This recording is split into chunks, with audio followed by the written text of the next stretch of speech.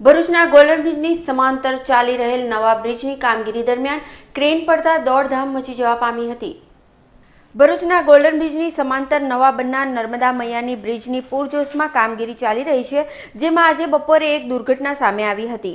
અંકલેશ્વર તરફ બ્રિજની કામગીરી ચાલી રહી હતી, એ દરમિયાન ક્રેન 20 થી 25 ફૂટ ઊંચેથી નીચે પડી હતી, જેના કારણે દોડધામ મચી જવા પામી હતી।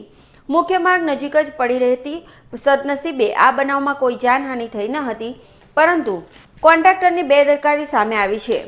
ક્રેન અહીંથી પસાર થતા કોઈ વાહન પર પડે તો મોટી દુર્ઘટના સર્જાઈ હોત।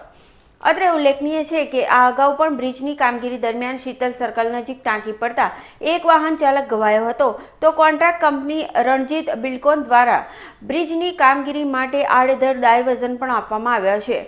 કામગીરી પૂર્ણ થતાં આ ડાયવર્ઝન ખોલવાની જરૂર જણાઈ રહી છે, તો દહેજના ઉદ્યોગોમાં જતી ખાનગી લક્ઝરી બસને જેપી કોલેજ નજીક જ અટકાવી દેવાય તો શીતલ સર્કલ પર સાંજ અને સવારના સમયે સર્જાતી ટ્રાફિક જામની સમસ્યા પર અંકુશ મેળવી શકાય।